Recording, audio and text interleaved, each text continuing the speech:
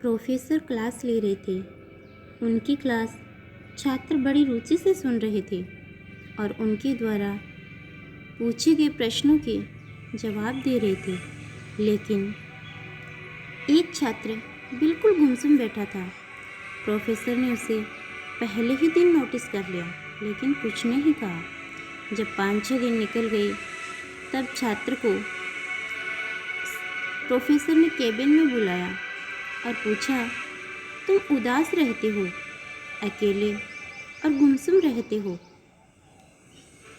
Lecture पे भी ध्यान नहीं देते, कुछ परेशानी है क्या?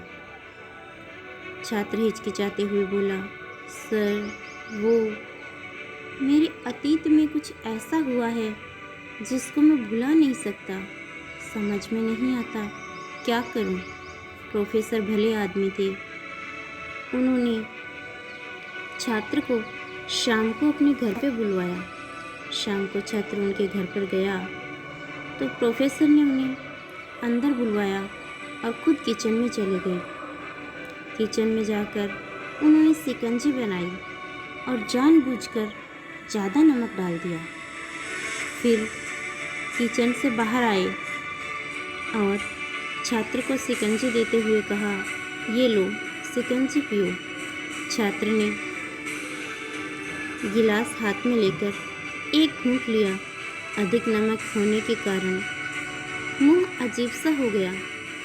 ये देखते ही प्रोफेसर ने पूछा, क्या बात है, शिकंजी पसंद नहीं आई? छात्र ने कहा, बस थोड़ा सा नमक ज़्यादा है। ऐसी कोई बात नहीं है। प्रोफेसर ने कहा, अब तो ये बेकार हो गई, इसे फेंक देते हैं, लाओ मुझे दो।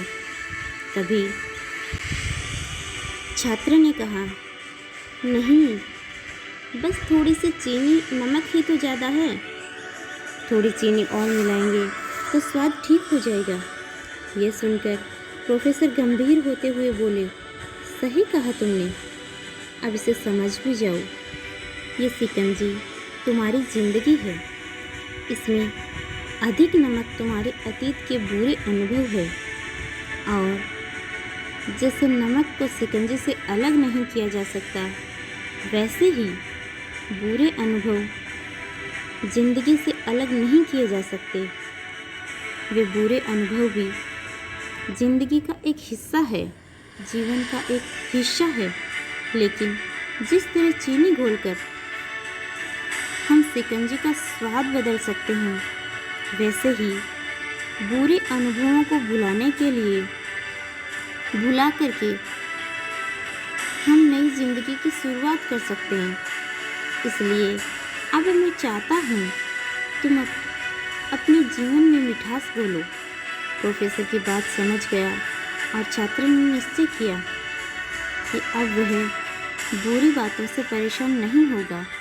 कई बार ऐसा होता है कि हम बुरे अनुभवों को, बीती बातों को लेकर अपने वर्तमान को भूल जाते हैं और कहीं ना कहीं भविष्य को भी खो देते हैं। इसलिए जो ज़िंदगी में हो गया सो हो गया, उसको भूल जाइए और ज़िंदगी की चीनी घोलकर, मिठास घोलकर नई शुरुआत कीजिए। धन्यवाद।